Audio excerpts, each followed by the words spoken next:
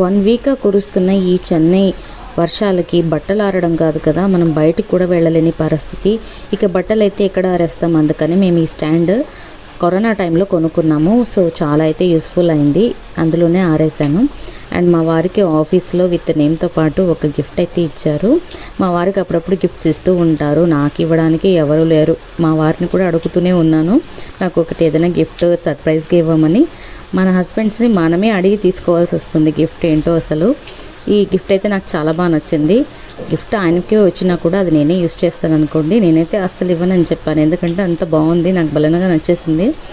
Tea coffee అలాంటివి ఏమైనా వేడిగా అందులో హాట్గా పెట్టుకున్నాం అనుకోండి, ఎప్పుడైనా మనం అలాగే సిప్ చేసి తాగొచ్చు. ట్రావెల్కి అయితే ఇది చాలా బాగా యూస్ అవుతుంది అనిపించింది. సో అందుకనే నేనే తీసుకుందాం అనుకుంటున్నాను.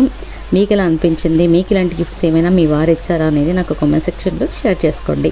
హోప్ మీకు ఈ వీడియో అయితే నచ్చింది అనుకుంటున్నాను. నచ్చితే కనుక లైక్, షేర్, కామెంట్ చేయండి.